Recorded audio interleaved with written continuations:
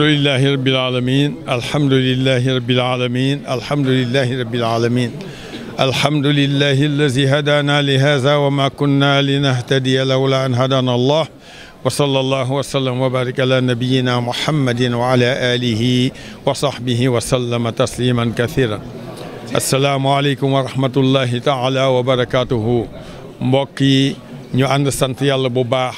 moom mi ñoo ñëw fekkewaat bés bii kaddu yu ñu yëkkati kaddu sant yàlla la kaddu julli ci Yonent bi sallallahu alayhi wa sallam mais kaddu itam la fàttali lan mooy njariñu bés bii nga xam ni bii mooy bés ba nga xamee ni yàlla subhanahu wa taala dafa ñu may ñu mën a feet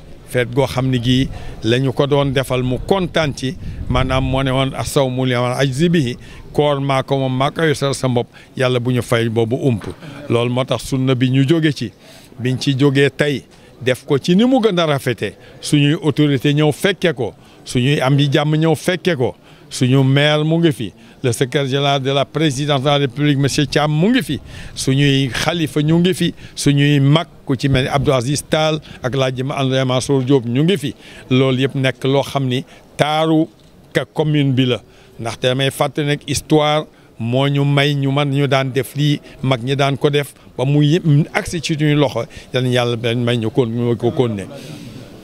bu ma gërëmee ñëpp ba pare benn message rek laa bëgg a lancer mooy fàttali message yu fàttali ni jumaa ji nekk na jumaa joo xam ne am na juróom-ñaar fukk ak ñett ci at mii ñu toll 1952 lañ ko fi taxawaloon ba léegi yàlla def na booba ñu tàmbali ci liggéey ku ne ñëw bay ci sa waar ñu nit ñu bëgg bay ci suñu waar maanaam boo leen xoolee fële ci ginnaaw am na travaux yam tàmbali ko depuis 2022 tey ñaan yàlla may ñu ko mu àgg ci suñuy loxo ñu ci woor nag suñuy autorité comme yàlla defal nañu ki nga xam mooy secrétaire Abdoulaye mu ngi fi monsieur Thiam ñu koy dénku mu waxal ñu président waxal ñu premier ministre ne ko jumaa ji mooy ñetteeli jumaa bi ñu tabax ci Ndakaaru kon nag dafa am solo am 73 ans fi mu nekk nii ñu bëgg fay def projet boo xam ne bii nag day nekk njariñu askan wi projet bi du julli rek mais dafa nekk loo xam ne lii bëgg nañ fi def école bëgg def fi institut islamique surtout def benn centre de santé boo xam ni day may population yi ñu man ci am seen wér-gu-yaram kon nag loolu ñu leen di woo ñun ñëpp gannaaw buñ ci wooyee suñu bopp ndaxte may wax ni ñun ñii suñu bopp rek def nañ ci fi mu ne 100 millions yoo xam ne dugg na ci te taxul lépp dem fenn kon nag muy projet bu rëy boo leen déggee ni ma ko waxee kon nag ñu ngi lancé appel suñuy autorités yi wante fàttewuñu suñu waa quartier ñi nga xam ñoo fi dëkkoon te yàlla may leen as tuut te dëkkatu ñu fi nañoo ñu jàppale ci loolu bu baax a baax ndaxte mooy suñu projet plus grand projet bi nga xam ni projet de développement la te bëgg nañu yàlla may ñuy def ko en tout cas bu ma lancé appel boobu ba pare di fàttali ni ñu ngi gërëm ñëpp di sant ñëpp tàmbalee ko nag ci suñuy imam yi nga xam ni ñoo nekk ci jumaa ji war nañ nekk ci jàkk yi nga xam ñoo affilié ñoo jokkoo ak di juróom benn jàkk ñoo jokkoo ak suñu jumaa ji nga xam ne àjjuma bu ne ñu ngi fi iid bu ne ñu ngi fi itam yal na leen yàlla jàppale asalaamaaleykum wa rahmatullah wa barakatuh. Nous sommes réunis aujourd'hui par la grâce d'Allah pour faire une fête musulmane. L'islam n'a que deux fêtes, la fête de Korité et la fête de Tabaski. Nous remercions Dieu de nous avoir permis d'y arriver après un mois de jeûne. Un mois de jeûne après lequel nous espérons que Dieu subhanahu wa ta'ala nous donnera tout ce qu'il nous a promis, Inch'Allah, en matière de bien, mais aussi en matière de pardon et en matière de direction. La khutba que nous avons faite aujourd'hui, elle allait dans le sens du djub, djubal, djubanti. Le djub pour nous, c'est la taqwallah, c'est la crainte d'Allah. Parce que celui qui craint d'Allah se met dans la sirat al-mustaqim. Maanaam ci yoonu njub lay nekk fu mu toll. Ki nga xam ni day ragal na celui qui craint Allah ne peut pas ne pas être juste. Al-adl, il sera dans la justice. C'est le djubanti. C'est le djubal. Celui qui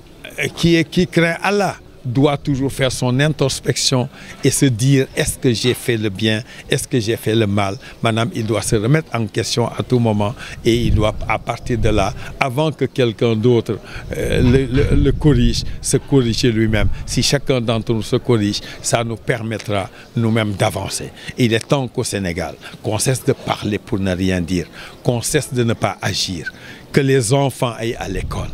Que les jeunes qui veulent travailler, qu'on leur offre les conditions de travailler, mais qu'ils sachent qu'un pays ne se développe que par le travail. Que par le travail. Comme le disait le président Abdoulaye Wade, travailler, toujours travailler, encore travailler, toujours travailler. C'est ça qui peut développer un pays. Ce ne sont pas les paroles. En particulier les mauvaises paroles, évitons-les. Évitons de nous dire des mauvaises choses. Évitons à tout moment d'être là à nous critiquer les uns les autres. Nous avons mis en place un gouvernement. Nous devons leur faire confiance. Nous devons les aider. Nous devons les corriger, certes, mais dans la sérénité. C'est ça le plus important. Que Dieu nous permette de participer au développement de notre pays. Que Dieu nous permette de faire en sorte que partout dans le monde, les musulmans soient dans la paix, qu'ils soient dans la sérénité, que ce soit en Palestine, que ce soit au Liban, ou que ce soit dans d'autres points chauds du globe. Que Dieu fasse que tous les musulmans soient unis et soient ensemble. Yàlla nañ ko Yàlla defal. Assalamu alaikum wa rahmatullah. Jërëjëf Fati di wax assalamu alaikum wa rahmatullahi taala wa barakatuh. Maa ngi sant Yàlla bu baax di sant Yonent bi sallallahu alayhi wa sallam bi ñu permettre tey ñu teewee fii fête Korité. Donc tey su ma fi teewee en tant que secrétaire d'État chargé du développement des PME et des PMI bokk ci gouvernement bi su ma fi ñëwee teewal naa ñaari kilifa muy le président de la République son excellence Bassirou Diomaye Diakhar Faye teewal fi tamit le premier ministre Ousmane Sonko ak l'ensemble des membres du gouvernement. Mu nekk mbégte boo xam ne ñaar laa ci am donc teewal naa fi gouvernement teewal fi tamit koo xam ne dëkkoon na ñaari tel depuis des années tey di ñaan yàlla chaque année ma ñëw ci jumaa ji teewee ko ak sama mbokk yu fi fekk yëpp di ñaan aussi yàlla nangul suñu koor comme ni ko imam waxee di ñuy imam Diop su ma ñëwee imam ñu naa imam yi nekk ci gox bi yëpp maa ngi seen imam Dramé ak yeneen imam ba mu nekk sama xarit imam ba fawandoo temps xale ak yeneen imam yoo xam ne yàgg naa di fi ñëw ci ay jàkk yu bëri parce que su ma juumul depuis ma nekkee xale ba léegi jàkk ji ak jumaa bi fi laa doon ànd sama waajur bu góor depuis des années imam Taaxa Diop yàgg na nu jiite sama waajur bu góor bu mu wàccee àdduna fi nu ko jullee donc jumaa ji su ma fi ñëwee woon naa fi ñëw su ma fi ñëw woon naa fi ñëw donc di dégg imam bi lu mu wax par rapport aux travaux dinaa ci taxaw. Parce que yëguma woon information boobu donc dinaa recevoir dans les brefs délais ñu toog xool nu ci mënee jàpp individuellement ak tamit état bi surtout bi mu teg mi wàllum cité religieux parce que je me rappelle le président de la République am na ku mu jot a tabb koo xam ne daf ko dénk ci wàllum autorité religieuse yi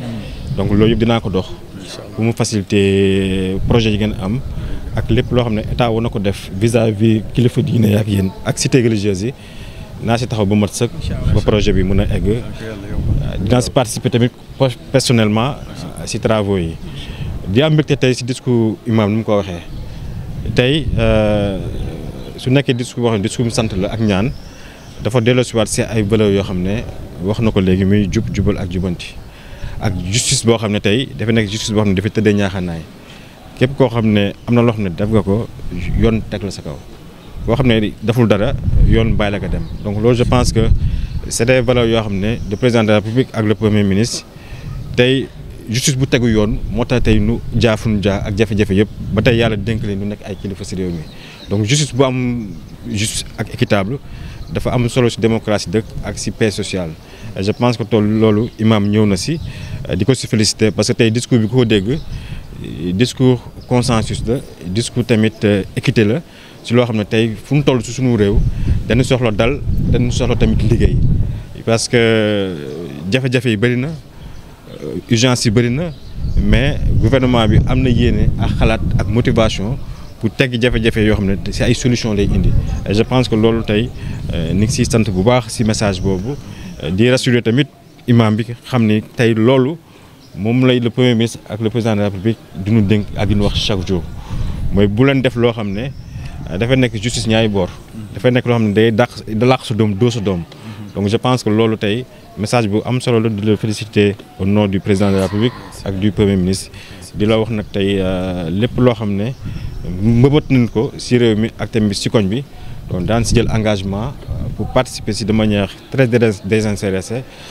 pour le compte des populations de Niary Tally et de la grande mosquée de Niary Tally. On rend grâce à Dieu le fait de nous avoir permis de venir fêter la fête de Korité au niveau de la grande mosquée de Niary Tally. Je profite de cette occasion pour féliciter et saluer l'imam Diop par rapport à son discours, qui est un discours de vérité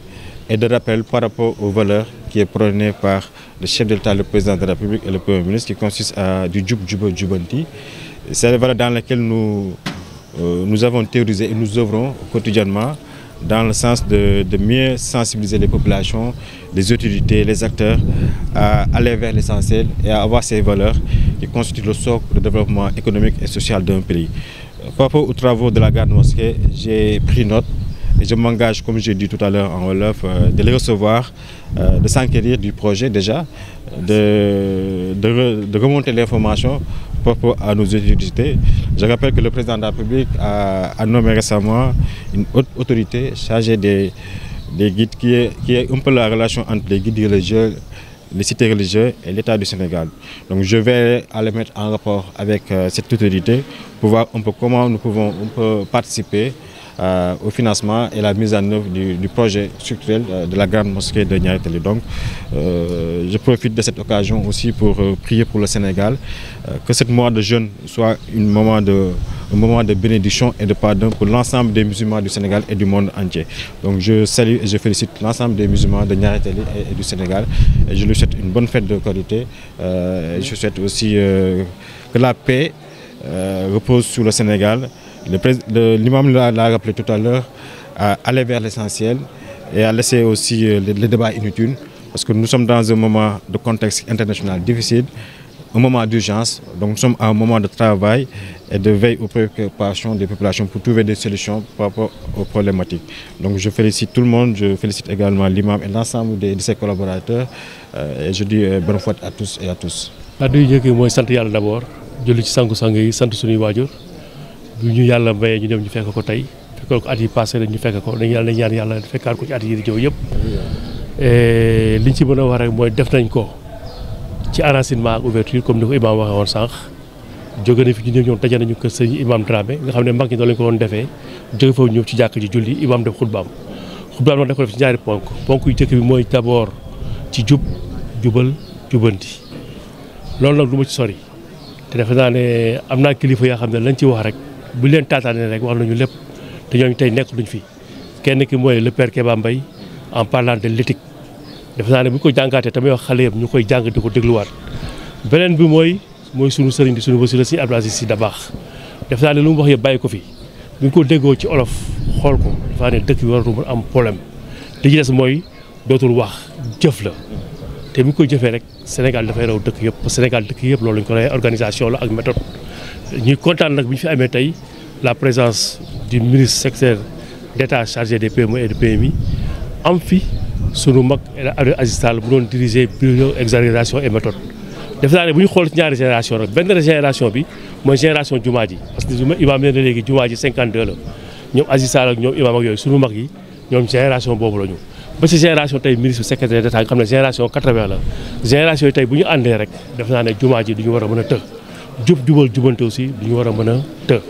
appel bi ma ciy lancé rek mooy def naa ne imaam wax na ko soññ nañu man ak le maire Jean Baptiste te Jean Baptiste ñu xam ne chrétien la waaye tey bu mënoon ñëw daf fii ñëw waaye mu koo xam ne aussi lu nekk def na ko si jumaa ji loolu aussi loolu ñu war ko ci jumaa ji ñun tamit daf ñu war ci église yi kon nangu nañu tey ñu dajaloo génération 80 ak génération 52 ñu bokk tey pour woote pour que jumaa ji ñu war ko mën a suqali ba pare ñu mën a wax ak xale yi naka ñu war a comporté woo xam na tey réew mënu xëy benn bés rek sotti donc xale yi dañoo war a assister waxtaan ak ñoom occuper leen sainement wax leen nag tey am na liggéey ba xam ne am nañ ko mooy une action communautaire c'est la mosquée de Niary Tally mosquée ba nga xam te moo doon 3e mosquée wu Ndakaaru tey war ñu ko bàyyi tey muy naxasaay defe naa daal loolu imaam wax tey lu am solo la nañ ci jàpp taxaw ci te bu ñu ci jàppee taxaw ci defe naa ne li ñu bëgg yëpp dina war a mën a am li ci des mooy rek lu ñu tere aussi ñu xool yeneen religion yi parce que boo leen ko xoolee église yi bu père bi di prêcher kenn du jóg tant que parewul kenn du jóg kon ñun jullit yi aussi war nañu xool ñoom nañu organiser woo yeneen religion yi organiser woo ko discipline boobu ñun aussi jullit yi aussi war nañu ko dama xam ne am na kii nañ de waaye nag vraiment yenn saa yi dafay jaxasoo ba nga xam ne li sëñ Cheikh daan wax aada bi dafay xaw a mën diine bi nañuy gën a xool ci diine bi te bañ a fàtte aada bi dafa naan loolu lu am importance la suñ ko defee rek dinañ mën def l' essentiel mooy ñu def te bu ñu defee l' essentiel rek dëkk bi dina jëm ci kanam. Bah écoute, je rends grâce à Dieu. Nous appelons aujourd'hui d'être ici avec nos grands frères, nos jeunes frères et nos frères, avec toute la communauté de Biscuiterie, de Grand Dakar et de Niayes Tally, pour ne pas dire la communauté de NGB. Aujourd'hui, nous avons eu l'honneur d'avoir la présence du ministre secrétaire chargé des PME et la présence de M. Abdou Aziz Sall, qui a dirigé le bureau d'organisation de méthode, qui était très cher au président Léopold Senghor. Léopold Senghor avait une vision sur le Sénégal. Et cette vision-là, si on l'avait partagée, si on avait mis en œuvre cette vision-là, aujourd'hui, on n'en serait pas là. C'est l'organisation, c'est la méthode, c'est la discipline. Et aujourd'hui, il nous invite au Djoub, Djoubal, Djoubanti. Là aussi, je m'en réfère au père Keba Mbaye, qui a fait toute une leçon sur l'éthique. Assis Abdou Aziz Dabakh, qui nous a beaucoup appris sur le comportement des Sénégalais, le comportement d'un musulman sénégalais. Revisitons ces messieurs-là, ces marabouts-là, et si nous les revisitons, je pense que nous irons sur le droit chemin. Concernant la mosquée, maintenant, aujourd'hui, j'évoque aujourd'hui entre moi et le maire Jean-Baptiste Beykouf, qui a tout fait